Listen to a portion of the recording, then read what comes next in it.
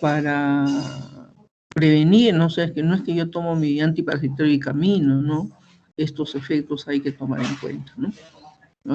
Es raro que presenten pancreatitis y otras afecciones, ¿no? Pero también decir, Señor, no es que el medicamento le haga bien, las orinas pueden oscurecerse, ¿no? Si es que nosotros estamos con un paciente que tiene una amibiasis extraintestinal, hepática o cerebral, por ejemplo, y que requiera de dosis repetidas de 5-nitroimidazol, no puede dar una polineuritis sensitiva, ¿no? Como este es uno de los fármacos que produce mucha náusea y mucho vómito, ¿no? Entonces, y a veces los vómitos pueden ser incoercibles, ¿no? Y eso se llama efecto disulfirán, ¿no? Entonces, el efecto disulfirán, ustedes saben, el antabús, ¿no? Es utilizado cuando hay pacientes con ingesta cotidiana de alcohol, ¿no? Entonces, en el metabolismo del alcohol, y como la mayor parte del metabolismo, ¿no? Los elementos pueden, en su metabolismo, en su diferente proceso, pueden pasar por muchos procesos y finalmente terminan en oxígeno y agua, ¿no? O sea, eso es en la mayor parte de ellos. En el metabolismo del alcohol, uno de los pasos es el acetaldehído, ¿no? Entonces, el alcohol y en algunos de los pasos que ya ustedes conocen también queda el acetaldehído. Y el acetaldehído es el causante de la mayor efectos deleterios del alcohol, ¿no? O sea, de alguna forma hemos visto pacientes que toman alcohol, la cantidad de náuseas, vómitos, cefalea, malestar general es por los efectos del alcohol, pero no es el alcohol puro, sino es el acetaldehído, ¿no? Entonces,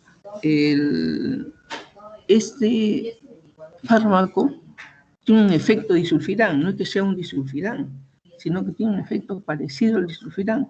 Con el alcohólico que esté en tratamiento, nosotros le damos disulfirán, tiene todos los efectos, ¿no? que tuviera si tomara alcohol, ¿no? Entonces el paciente ya deja de tomar alcohol, ¿no? Por los efectos que le produce, ¿no? Entonces, el 5-nitroimidazol tiene un efecto muy parecido, pero no porque se altere el metabolismo del alcohol ni haya síndrome de acetaldehído, sino por sus efectos secundarios, ¿no? Entonces, de todas maneras, si va a tener un efecto disulfirán semejante a cuando tuvieron síndrome de acetaldehído, obviamente no darle alcohol, ¿no? Y obviamente, como en la mayor parte de estos fármacos, el uso de en los primeros meses del embarazo se debe evitar en la mayor parte de ellos y en la lactancia, ¿no? Los 5-nitroimidazoles, tenemos el metronidazol, el timidazol, el ornidazol, el 6-nidazol, algunos de ellos están asociados al uso no solamente intestinal, sino al uso de las tricomoniasis, ¿no? O sea, hay enfermedades que no corresponden al grupo digestivo, sino al grupo de, se llama también enfermedad sexual, ¿no? O sea, las tricomonas, las secreciones vaginales, especialmente en el hábito sexual, se puede transmitir de pareja en pareja, ¿no? Entonces, estos fármacos son muy buenos, ¿no? El quinidazol o el ornidazol, el cenidazol, el metronidazol, son excelentes para ello, ¿no? Aquí nos estamos refiriendo a antiparasitarios, ¿no? Dentro de sus efectos farmacológicos, ¿no? Y de su mecanismo de acción es un aceptor de electrones, ¿no? Interactuando con sus elementos protozoarios, ¿no? los radicales libres, se va a unir al ADN, no va a haber síntesis de ADN, ¿no? Y se va a producir la muerte del protozoario, ¿no? Aceptor de electrones, ¿no? Radical libre se une al ADN y aquí está más evidente. Quizás haya dentro de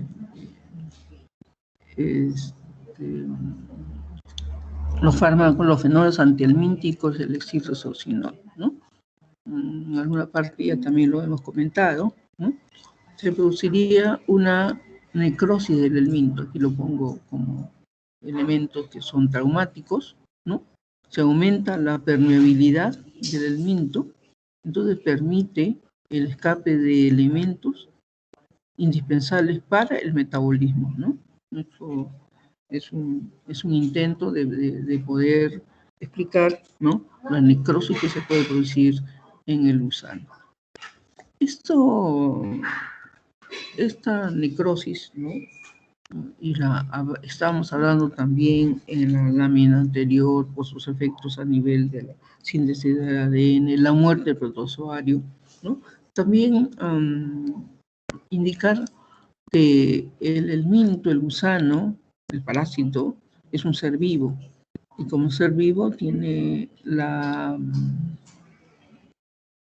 fases del ciclo vital del ser vivo, así como nosotros nacemos, crecemos, nos reproducimos y morimos, ¿no? O sea, eso es lo normal para todo ser vivo. Y también el helminto es un ser vivo, ¿no? Entonces, dentro de nuestro tubo digestivo están naciendo, están reproduciendo, ¿no?, están creciendo y se están muriendo, ¿no? Y yo tengo en el tubo digestivo helmintos en todas esas fases, ¿no? Porque no todos al mismo tiempo nacen. Cuando están naciendo unos o están muriendo, ¿no? Entonces, los que ya se mueren son elementos vivos, proteicos, son segmentos, por decir, segmentos de carne, ¿no? Entonces, y todos conocemos un helminto, ¿no? Este helminto, ¿no?, va a ser absorbido por nuestras vellosidades intestinales, ¿no? O sea, si tenemos una población parasitaria y dentro del ciclo vital estos se mueren, nosotros lo vamos a absorber, ¿no? Entonces, ¿y cuál sería el problema? Son elementos proteicos, son elementos vivos, ¿no?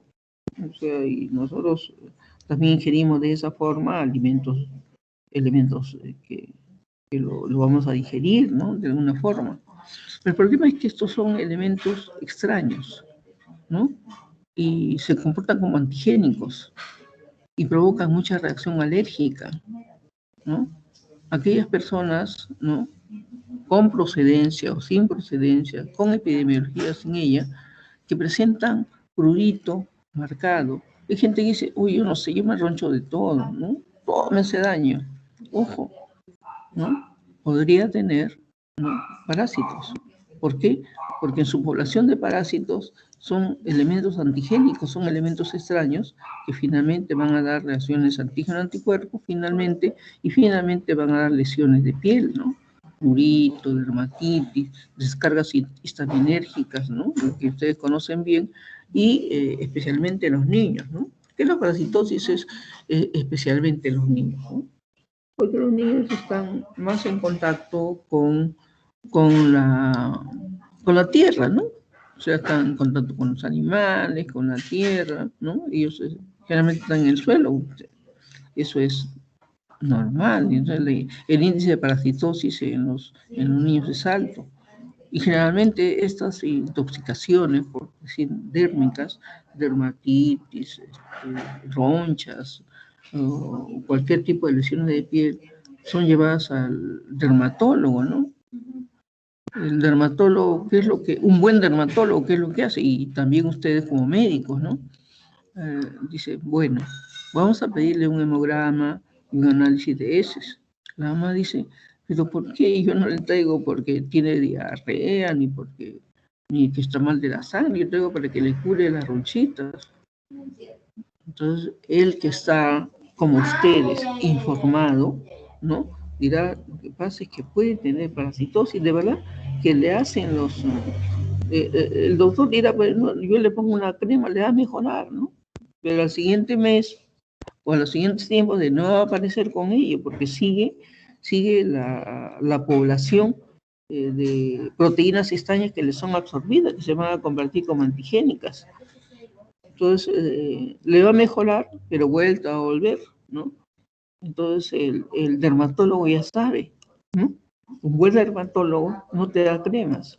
Un buen dermatólogo, ante estas lesiones dérmicas persistentes, sospecha que debe tener una población parasitaria, ¿no? Ahí encuentra eosinofilia, encuentra huevos, encuentra parásitos, del tratamiento adecuado y ya después da sus cremas o lo que crea conveniente dentro de su especialidad. Entonces seguimos avanzando. Aquí he hecho unas láminas, ¿no? Que quizás sean ya para fijar conocimientos, ¿no? Los derivados del amonio cuaternario, por ejemplo, el bifenio, que tiene una estructura semejante a la ticolina, ¿no? Y produce una acción nicotínica, ya lo hemos visto, una contracción muscular, actúa sobre la unión neuromuscular. Lo bueno es que se absorbe poco por el tracto gastrointestinal y el acilostoma es uno de los que se beneficia, ¿no? Para nosotros, ¿no? Un efecto nicotínico. Aquí, con la característica muy especial de la poca absorción por el tracto intestinal, que lo hace deseable, ¿no? Porque imagínate si esto se absorbiera, nosotros tuviéramos contracción neuromuscular y tendríamos muchos cólicos abdominales, ¿no? Nosotros como pacientes. Otro fármaco muy importante y utilizado como un vermicida es los derivados de la clorosalcilamida, la niclosamida. Eso lo van a ver con bastante, ¿no?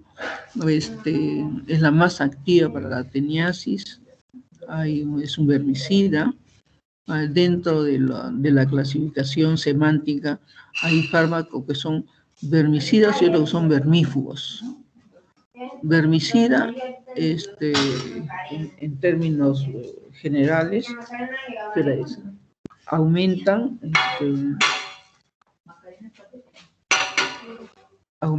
la muerte del paciente. O sea, se produce la muerte del paciente. Los vermífugos son los que facilitan la eliminación. Son términos semánticos, ¿no? En la tenia, por ejemplo, los segmentos de parásitos son eliminados, semidigeridos. Ya tenemos el informe de por qué no nos conviene que estén semidigeridos, porque solo lo vamos a absorber, ¿no? La tenia, la Imenolepis nana, el acalomiricoide, ¿no? Son importantes.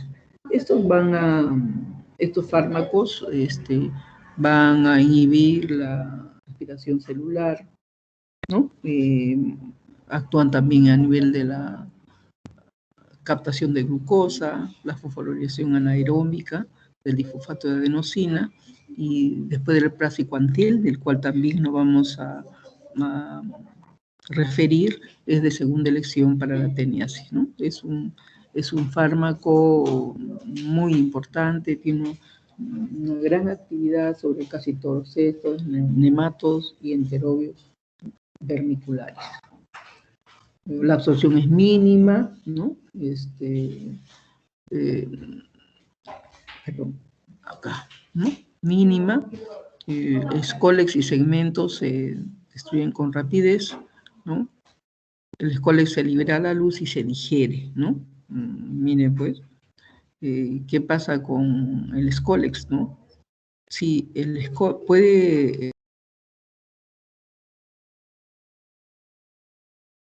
el escólex no es eliminado, ¿no? Es la persistencia de la parasitosis, ¿no?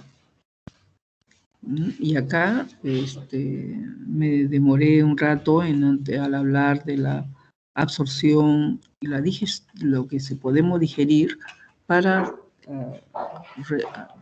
reforzar la información.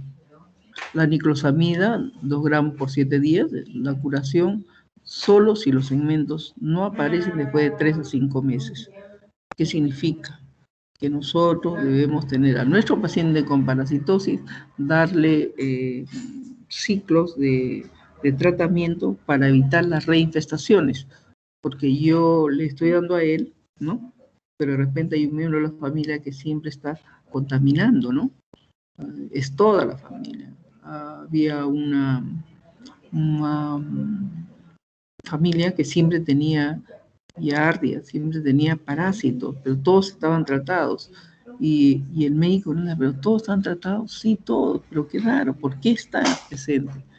En algún caso fue porque a todos trataron menos a la persona que trabajaba con ellos, ¿no?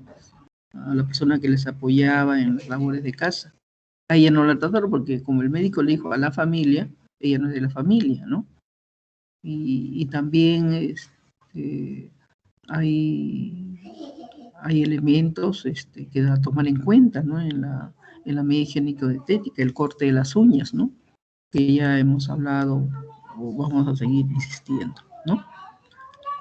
Pues las reacciones adversas en niclosamida, y hemos hablado de los semidigeridos con liberación de antígenos de parásitos desintegrados. Eso también lo hemos comentado.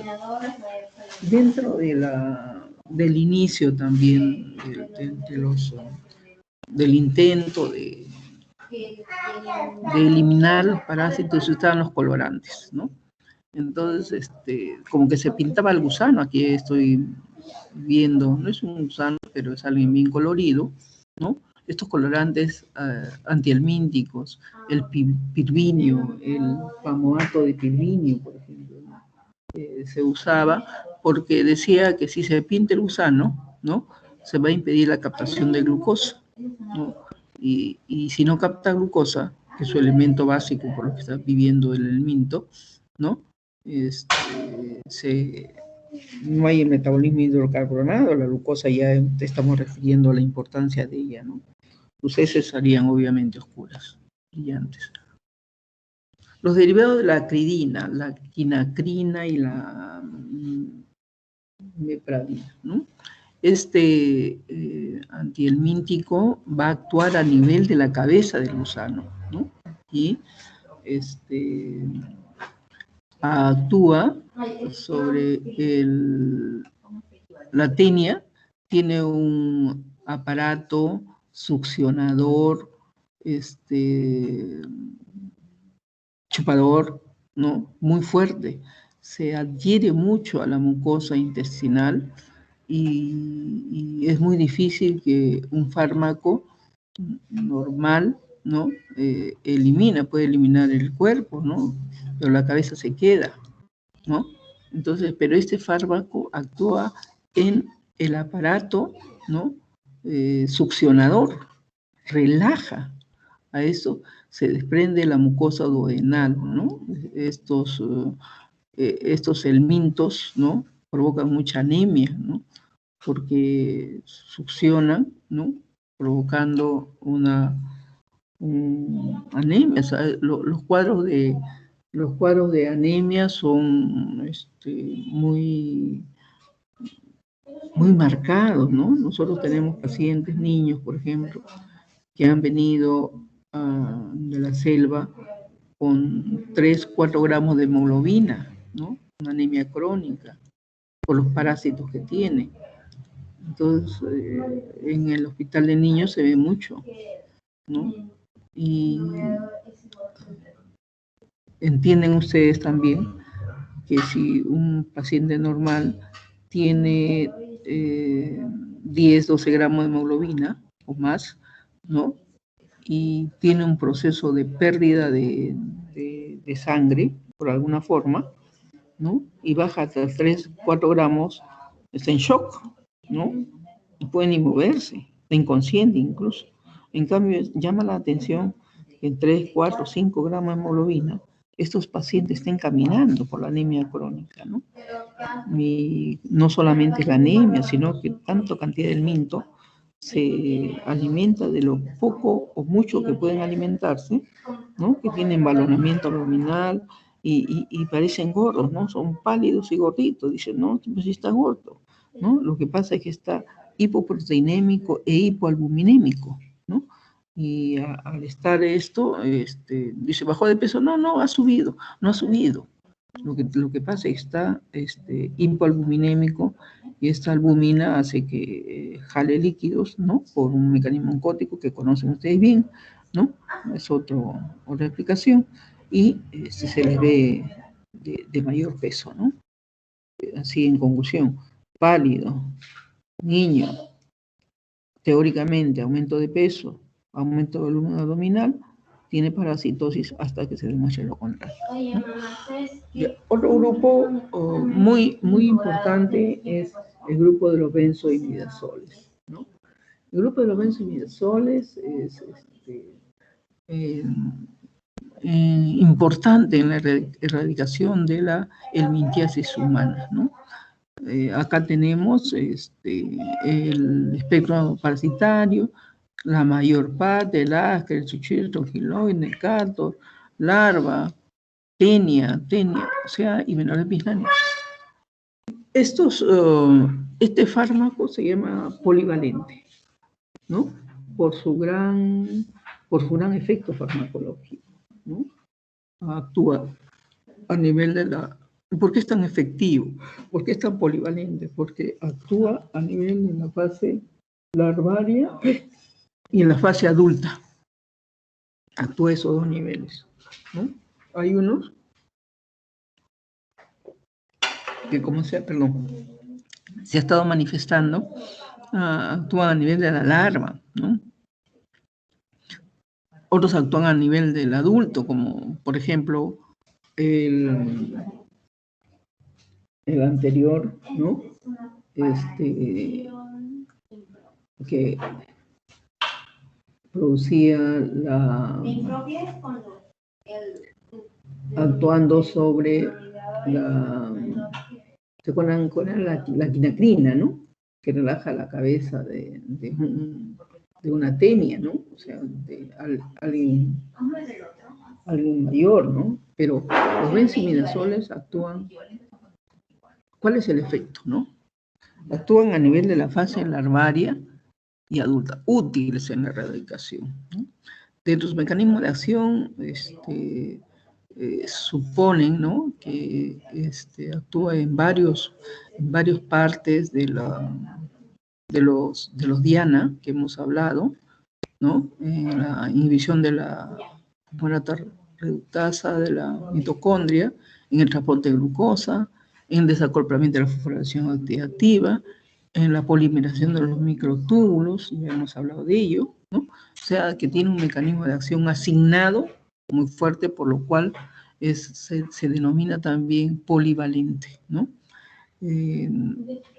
Se absorbe con rapidez, una máxima concentración a la hora, ¿no? No se absorbe mucho por el tubo digestivo, se une a las proteínas plasmáticas, ¿no? Tiene excreción renal y los efectos adversos no son muchos, ¿no? Los comunes, lo que estamos viendo hasta estos momentos, ¿no? Anorexia, náuseas, vómitos, cefaleas a veces, pero como no se absorbe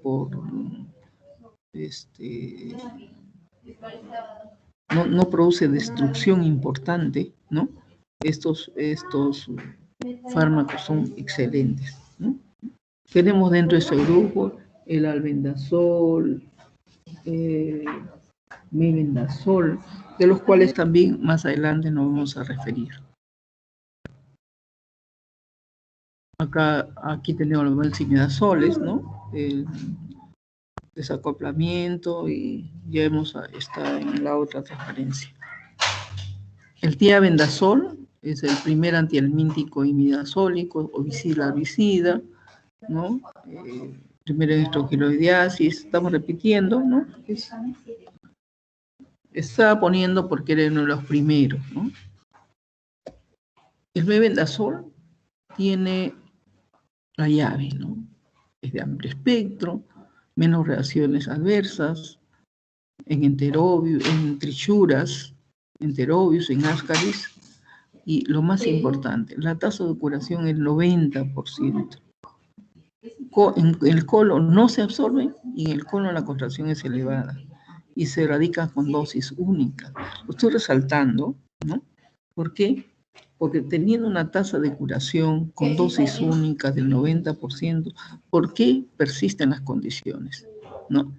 Y las condiciones persisten por el análisis que nosotros hubiésemos hecho en la primera transferencia al iniciar esta exposición, ¿no? O sea, y también ya ustedes tienen conocimiento del tratamiento para todos, el tratamiento es en conjunto, el tratamiento farmacológico es una aba aparte del tratamiento. No es difícil el tratamiento de la parasitosis.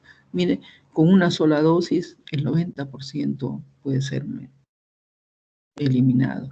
Sin embargo, por lo que se analizó, por lo que existe falta higiénico-dietético, falta de conciencia familiar, de que esto puede ser tratado si todos nos tratamos, ¿no? Tenemos todos los considerandos que hemos elevado, se erradicarían, ¿no? Entonces, por eso, como esto es lo ideal, ¿no? Es necesario las readministraciones periódicas porque se va a producir la reinfección. Esto, como ya habíamos manifestado, ¿no? Se administra por vía oral, se fija, acá tenemos 90-90, para que se acuerden. La tasa de curación, 90%. Y la unión a las proteínas, es muy importante, también el 90%. ¿No? Actúa a nivel microtubular y evita la captación de glucosa y se produce la muerte del elemento, ¿no? Alcoholización, inmovilización, ¿no? Este es el albendazol. Es uno de los más nuevos, especialmente para la neurocisticercosis y la equinococosis, ¿no? Esto ha sido siempre un problema. La neurocisticercosis, aún tenemos estos casos porque, claro que hay empresas que se dedican a la buena cría del chancho, ¿no? Que son garantizados, que parece una clínica donde crían los cerdos, ¿no? Yo creo que en el norte y aquí en Lima, Huaral, creo, como en una clínica los tienen, ¿no? Los bañan, los desinfectan, el personal que asiste ahí, los cerdos son tratados con mucha limpieza, con alimentos de buena calidad y, bueno, la tasa de neurocisticercosis esperemos que siga disminuyendo, siempre y cuando no estemos ingiriendo carne de cerdo que no tiene esta procedencia que está garantizada, ¿no?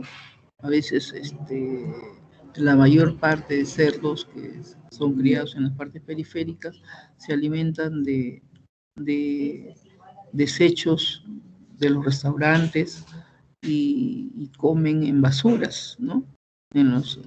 También los sueltan a los basurales. Eso no es ninguna novedad. Imagínate qué cantidad de parasitosis pueden tener estos cerdos, ¿no? Durante mucho tiempo en que no se hablaba mucho de los antiparasitarios o no se tenía la incidencia del quistidatídico o del cisticerco, ¿no? Por el perro y por el cerdo respectivamente, ¿no?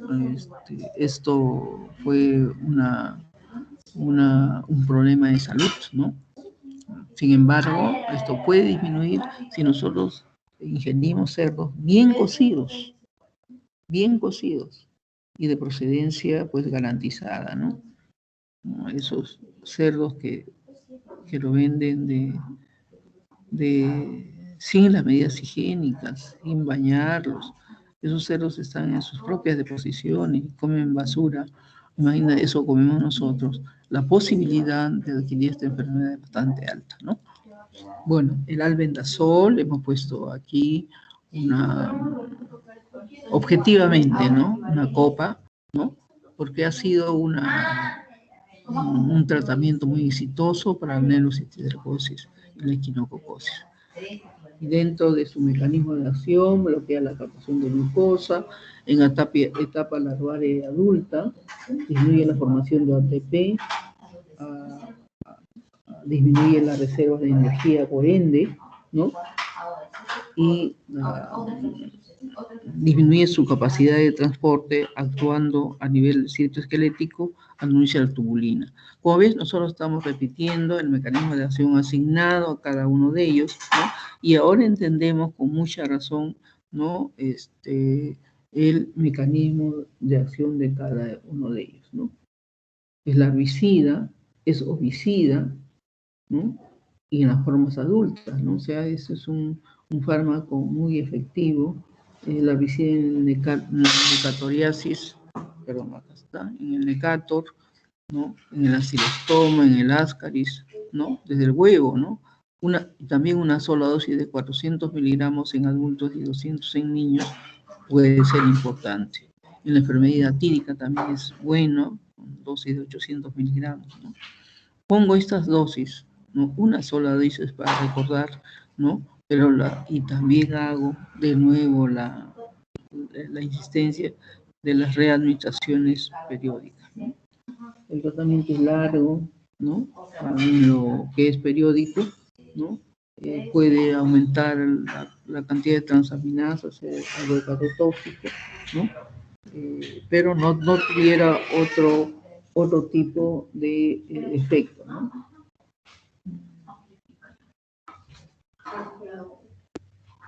Afecta también en el nivel de la oxidasis, 90% a nivel de oxidasis, ¿no? El diagnóstico es bueno, especialmente en niños, ¿no? Que tengan fluido anal, le ponen, ya ustedes saben, por parasitología, para tratar de determinar con cinta adhesiva en la noche, porque a esa pueden ir hacia el margen perianal, ¿no? Eso lo conocen ustedes. En ascaris, hechuras, ¿no? Y los efectos adversos son comunes, ¿no? Acá tengo una relación, ¿dónde está? Acá, creo que aquí viene el cuadrito, la figura que me han prestado, ¿no? Las migraciones erráticas del ascaris, ¿no? El ascaris lumbricoides es muy móvil, ¿no? O sea, un ascaris puede penetrar al apéndice y producir apendicitis, a la vesícula, al páncreas, ¿no? Porque todos los orificios internos pueden entrar un ascaris, ¿no? Obstruirse y darte patología a ese nivel. Es embriotóxico, acá tenemos para recordar esa figura, por eso lo cogí, ¿no? Puede dar eritema multiforme, leucopenia, anorexia, náusea y vómito, que casi es común a todos los fármacos. Acá tenemos otro fármaco muy conocido, que es el famoato de pirantelo, que también tiene efectos especialmente en los nemátodos, ¿no? Además está subrayado, un efecto parasitario, especialmente antinemátodo. Es efectivo, ¿no? El famoato de pirantelo en ascaris, ¿no? También en su efecto, ¿no? Actúa a nivel de la placa mioneural o placa neuromuscular, a nivel de receptores nicotínicos, ¿no? Puede inhibir a la colinchesterasa, ¿no? Y da parálisis espástica, ¿no? No tiene una buena absorción del tracto gastrointestinal, ¿no?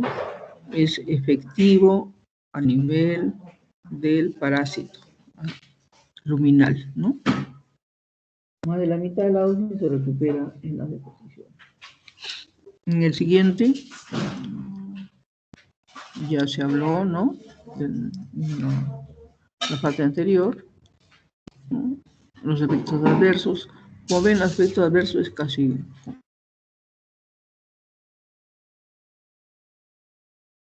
e insomnio. El praziquantel. El praziquantel excelente.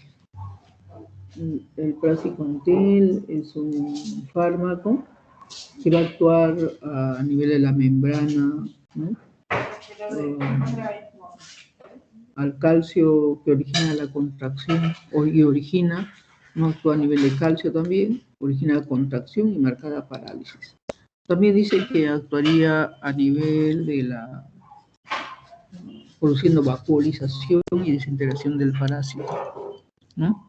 De otros mecanismos asignados, ¿no? Para tremato, distomatosis, teniasis, Praziquantel despolariza y paraliza al gusano mediante activación nicotínica, actuando a nivel de la placa amiloneural, ¿no? Al tener esta parálisis, no puede mantener el tono para fijarse al tejido y son expelidos por peristalsis. Mire, esto también quería comentar, ¿no? Los nematodos están en el tubo digestivo en un viaje persistente, ¿no? Están en contra de la gravedad porque tienen un tono neuromuscular importante. Si no tuvieran ese tono se caerían todos, ¿no? Tienen fuerza, tienen una activación nicotínica, ¿no? De contracción y relajación, se movilizan muy bien. Pero si nosotros bloqueamos la placa amiloneural, no puede mantener el tono. No se pueden fijar a los tejidos y son eliminados por la peristalsis.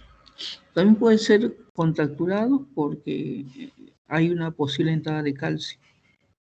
Y no solamente ellos, sino que el Praziquantel actuaría sobre la superficie del minto, produciendo su vacuolización, ¿no? En consecuencia, una fácil destrucción, ¿no? Efectos adversos son los necesarios, ¿no? Acá en esta lámina, ¿no? Seguimos repitiendo, ¿no? La permeabilidad de la membrana, ¿no? Aumenta la permeabilidad del calcio, vacuolización en esquistosoma, teniasis y neurocisticercosis. Efectos adversos son los necesarios. Acá tenemos, haciendo una mayor referencia en esta lámina prestada, ¿no? Aumenta la permeabilidad del calcio, parálisis espástica, daño al tegumento y muerte del parásito. Y ahí lo tienen. Quizás dentro de toda esta diseminación, entiendo que finalmente nosotros, ¿dónde está el micro? ¿Estamos escuchando bien? Sí, doctora, se escucha. Se escucha bien.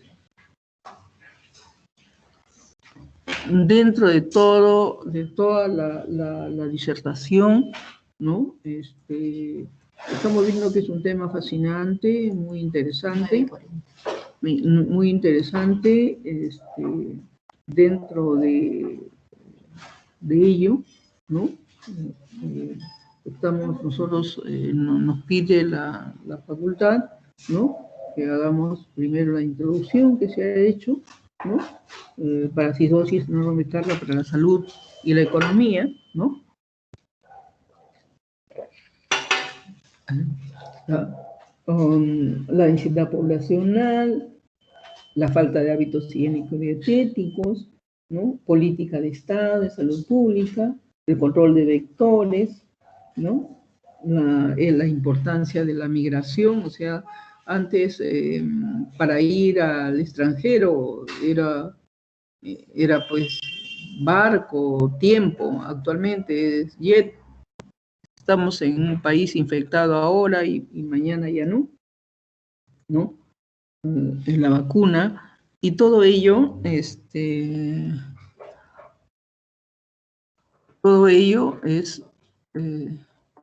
importante para el desarrollo del curso, ¿no? Finalmente, cumpliendo con las indicaciones de la facultad, ¿no? Se ha hecho una introducción al tema, ¿no? Que son las medidas ecológicas, el saneamiento, el control vectorial, son importantes, y en pequeña medida los fármacos antiparasitarios, ¿no? Ya hasta aquí entendemos que los fármacos antiparasitarios con mecanismo de acción, con sus efectos a nivel de sus dianas, ¿no? El conocimiento de la fisiología del minto, que ha sido un avance importante en estos tiempos, no no aumenta, no se desarrolla, hay ausencia de vacunas y es importante la prevención, ¿no? También hemos visto que los antiparasitarios, ¿no? Tienen carbono, hidrógeno, oxígeno, nitrógeno, azufre, ¿no? El cloro, yodo, fósforos y flúor también están presentes. Los elementos inorgánicos, están tanto los orgánicos como los inorgánicos, los antimoniales y arsénicos. Los anillos, ¿se acuerdan? El 50% de anillo benceno y los anillos nitrogenados. Que los reemplazos son a nivel básicamente del grupo metilo. Y en sus áreas de metabolismo como diana de acción, actúan sobre su índice de ácido nucleico, proteínas, membrana, microtubular, función neuromuscular y el metabolismo de la biosíntesis, ¿no? También hemos referido a cada uno de ellos la síntesis de ácidos nucleicos, ¿no? Inhibidores de síntesis de proteínas, que ustedes lo conocen bien, los inhibidores de membrana, ¿no? Produciendo la mayor permeabilidad, ¿no? Los carbamatos, ¿no? En su función a nivel microtubular, ¿no? Actuando a nivel de las tubulinas, el efecto que tienen sobre la glucólisis, ¿no? El transporte de mitocondrios, el sistema acetilcolina, el bloqueo neuromuscular, y otros inhiben la enzima acetilcolina esterasa, el efecto curarizante de la placa motora, ¿no? El efecto relajante, la eliminación por peristalsis. Hay algunos fármacos y esto permitió en esta lámina decir la dieta, las características de un fármaco ideal, ¿no?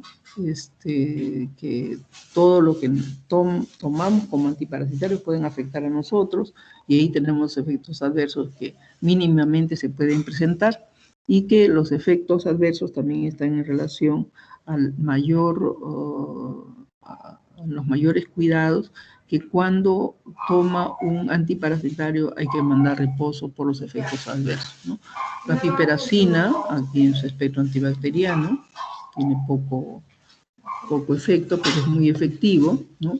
Actúan a nivel de la placa mioneural, ¿no? Ese pulsado tiene una parálisis flácida y es expulsado vivo. Los protozoarios en la entamoeba, la yardia, el blasocistis, también en las tricomonas, no lo hemos tratado en esta vez, porque no es el tema de parasitosis como intestinal, ¿no? Los protozoarios actuando a nivel del ADN, ¿no? Y su importancia de estos fármacos del 5,5-nitroimidazol es que puede servir no solamente para las medidas intestinales y extraintestinales, sino también puede servir para los anaerobios, ¿no?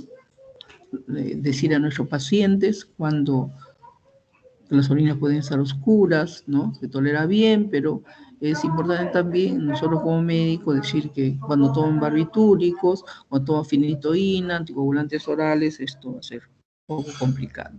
La polineuritis sensitiva, ¿no? Que se puede producir con metronidazol, ¿no? Me da calambre, dificultad para caminar, no dolor de miembros inferiores cuando tiene el tratamiento un poquito largo, ¿no? El efecto disulfirán no se va a producir por el acetaldehído, sino por el efecto del fármaco que produce sabor metálico, náuseas y mareos, ¿no? Obviamente, para la mayor parte, por mecanismo de acción, no administrar en los primeros meses de gestación, ni en toda la gestación sería importante poderlo recordar, ni en la lactancia, ¿no? Los nitroimidazoles, ya hablamos de efectos sobre las anaeróbigas, para la sepsis bacteriana. La piperacina, su efecto es expulsado, la carbamazina, ¿no? Las parálisis flácidas, la piperacina en su espectro antibacteriano, los hidrocarburos, la función neuromuscular, la acetilcolina esterasa, efecto curarizante, ¿no? Los arsenicales, especialmente pentavalentes, los antimoniales, que bloquean la glucólisis y el transporte mitocondrial, ¿no? Impiden la cadena respiratoria. Los carbamatos, ¿no? Que se fijan a los microtúbulos, hemos hablado varias veces de ello, ¿no? la acetilcolina, el cloroformo, la piperacina, el 5-milionidazol, los nitroimidazoles, lo que provocan necrosis del helminto, aumentando la permeabilidad, ¿no? Seguimos aquí con el befenio, que produce contracción, la niclosamida, ¿no? La droga más activa para ateniasis, impide la respiración celular, la captación de glucosa, la formación anaerobia, y el praziquantel sería su primera elección, ¿no?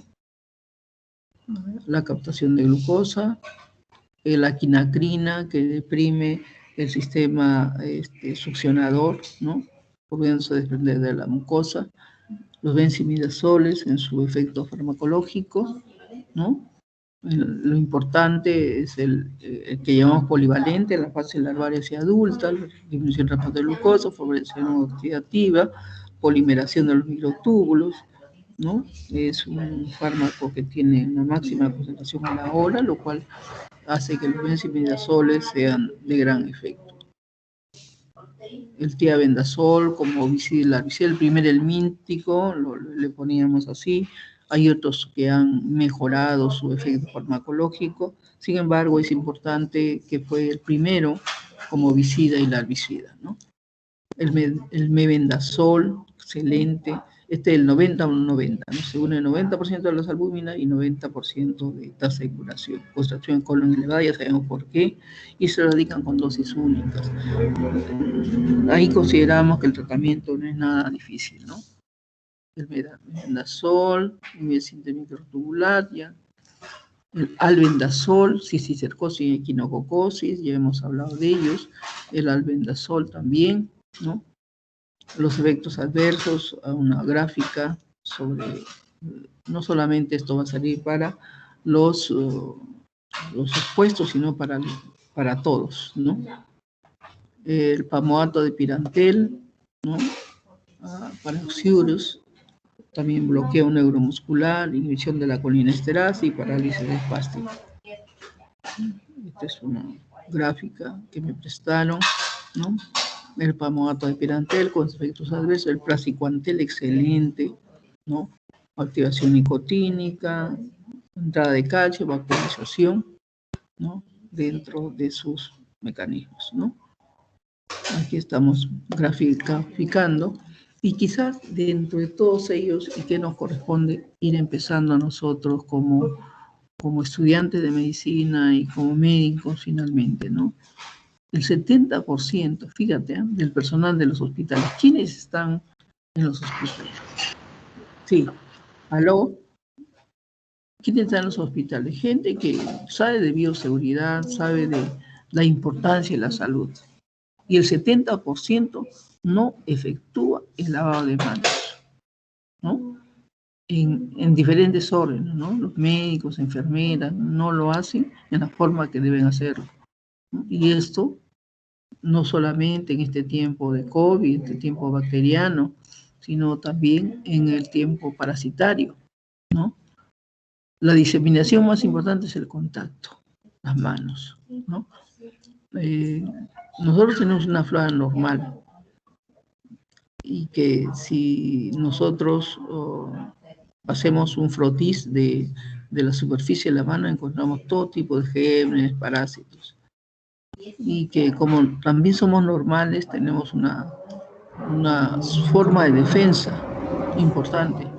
Pero en un hospital, en pacientes inmunocomprometidos en nuestro entorno, pacientes mayores, pacientes enfermos, pacientes con cáncer, ¿no?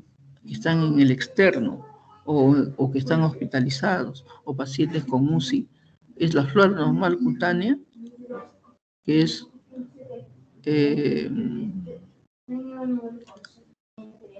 normal, ¿no?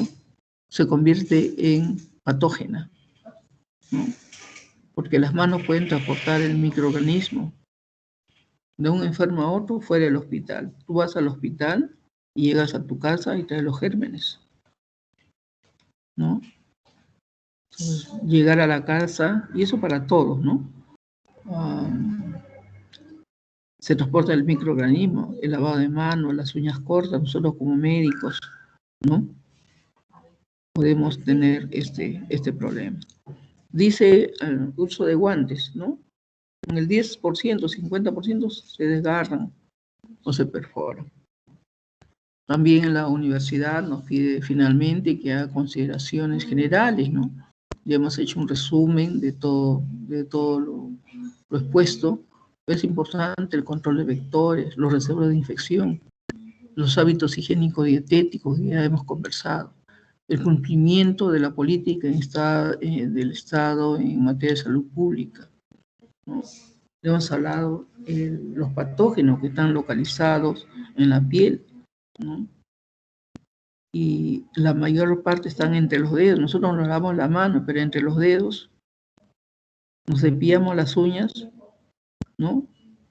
En sala de operaciones debe ser obviamente el lavado más intenso, ¿no? Pero normalmente las uñas largas son portadores de muchos gérmenes. Si nosotros de alguna forma estamos ya visitando hospitales, y aunque no visitemos hospitales, ¿no? O pacientes, las uñas deben estar cortas, limpias.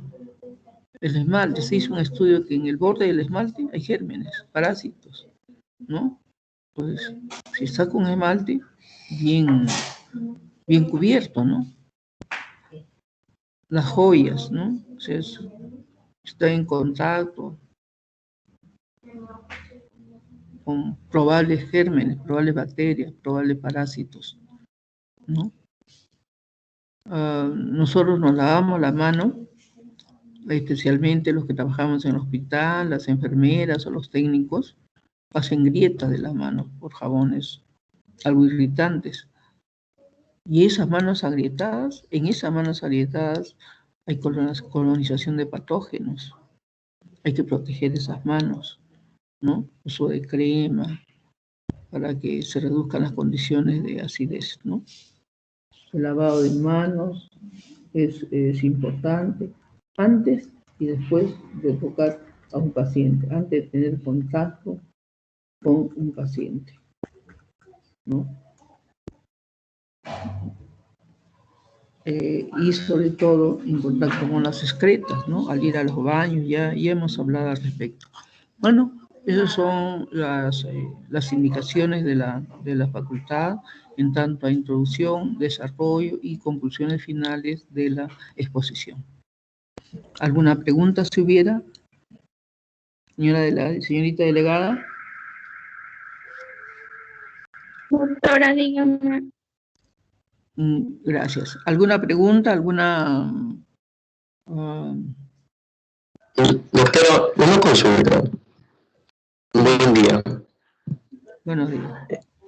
En el caso de la ivermectina, en su uso que ha sido prolongado, ¿podría generar efectos de neurotoxicidad, como según dice? Sí. ¿O podría generar efectos en la parasitosis, como una especie de resistencia que más adelante se podría llegar a mostrar por su uso, no necesariamente, pues se estaba usando para otra cosa, ¿no? Para el COVID, así es. Uso de ivermectina,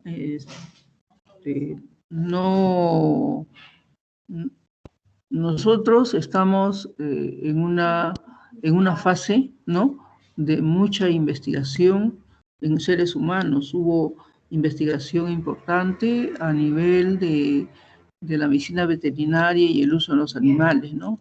Sin embargo, en la actualidad, algunos efectos farmacológicos han sido evaluados para el tratamiento de la miasis, por ejemplo, ¿no?